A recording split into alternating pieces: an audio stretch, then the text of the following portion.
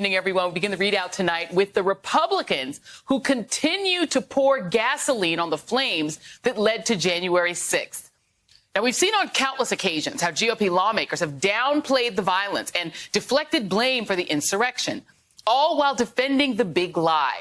But now, one freshman member of Congress is taking it up a notch, or should I say down a notch. 26-year-old junior brown shirt Madison Cawthorn of North Carolina, who from the start made it clear that his purpose in Washington is messaging, not legislating, is not only pushing the big lie, he's issuing a warning that will be better described as a threat.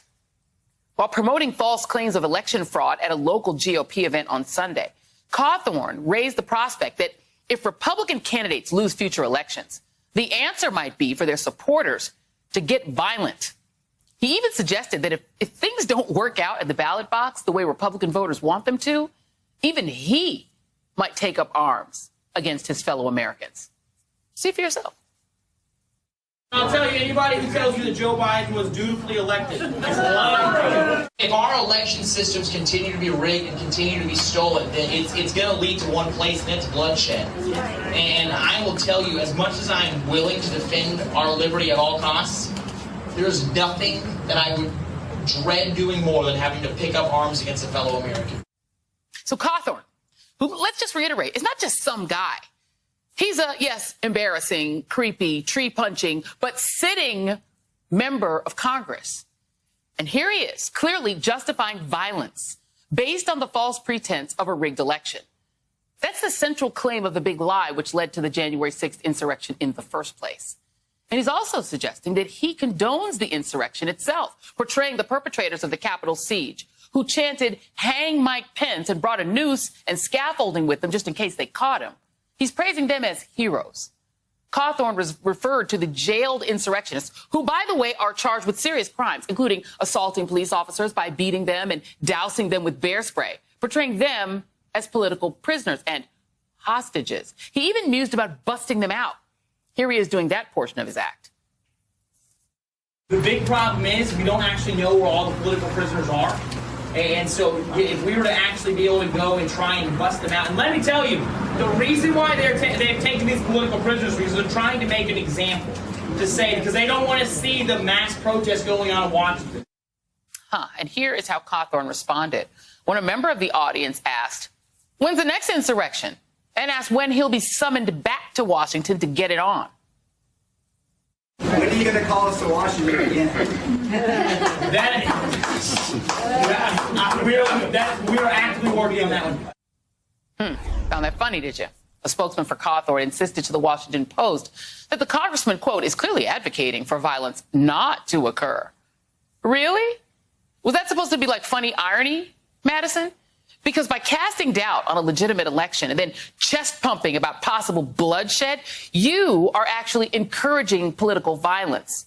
In fact, the very kind of political violence that's normally associated with brown shirt fascism. Now, all of this begs the question, where is Kevin McCarthy? In a normal world, Cawthorn's threatening remarks would seem to warrant disciplinary action and even expulsion from Congress.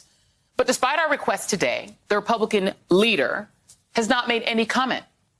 And that brings us to our next point, which is that many of the Republicans who've promoted the big lie don't even believe it themselves. Take Senator Ron Johnson, for example.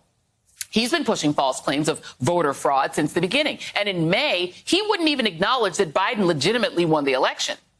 Well, he's now supporting an Arizona-style fraud of Wisconsin, like the one in Arizona.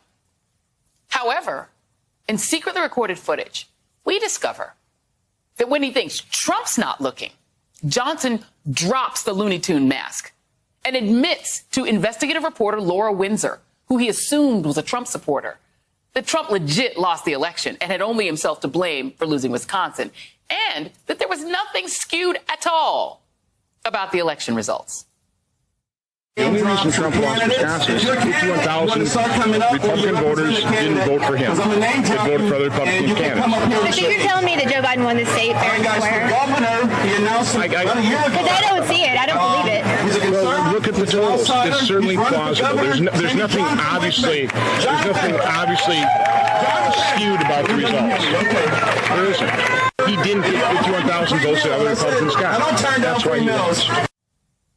Joining me now is Congressman Eric Swalwell of California, a Trump impeachment manager earlier this year, and Clint Watts, former FBI special agent and MSNBC national security analyst. Thank you both for being here. And Congressman, I'm sitting here looking at a tweet that you sent out earlier this week, and you wrote that a staffer had emailed you asking if you wanted to buy a bulletproof vest, because that's now an approved expense in the House, given what's gone on. And you said, I didn't believe it was for real. Turns out she was thinking about people like Madison Cawthorn, not even people outside of my office building, but rather inside.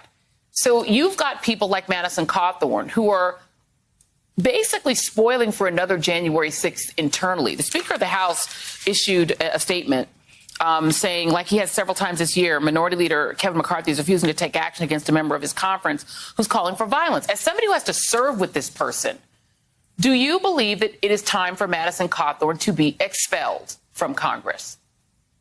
He should face the consequences for what he has said. And I think Speaker Pelosi is considering that.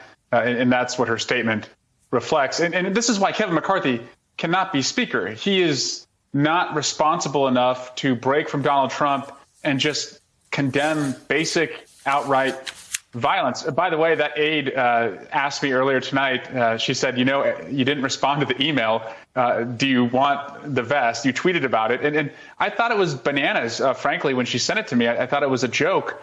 A lot of my colleagues have, understandably purchased bulletproof vests, which I respect. But as you see these statements from people like Madison Cawthorn, I'm naive. I'm the naive one to think that he and others would not again invite, assemble, incite, and aim violence at the Capitol. And so we have to be prepared, because it's twin lies, actually, Joy. There's two lies that they are telling that are deadly.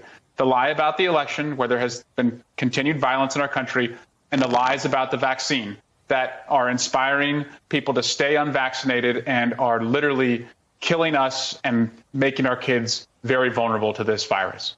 And it's not just him. I mean, you currently serve, Congressman, with Lauren Boebert of Colorado, who's made joking videos with gunshot sounds about the Speaker of the House, who's on this list, along with Cawthorn, of lawmakers that the Select Committee wants their telephone records to find out what involvement they had with January 6th. You have Margie Green, who travels around with January 6th insurrectionists. You have Jim Jordan, who we come to find out knew more and more and more, talked to Donald Trump multiple times. We don't know what he said. Andy Biggs, Paul Gosar, Mo Brooks, who are named by Ali Alexander as co-conspirators. Madison Cawthorn, who apparently when he's not punching trees is threatening a brown shirt attack on the Capitol where he works. Louis Gohmert, Jody Heiss, Scott Perry, Matt Gaetz, go on and on. Madison Gaetz, Mr. Gaetz is not necessarily somebody you can have your teenage daughters around and feel completely safe. You're serving with all of those people, and I have to ask you, do you feel safe around them?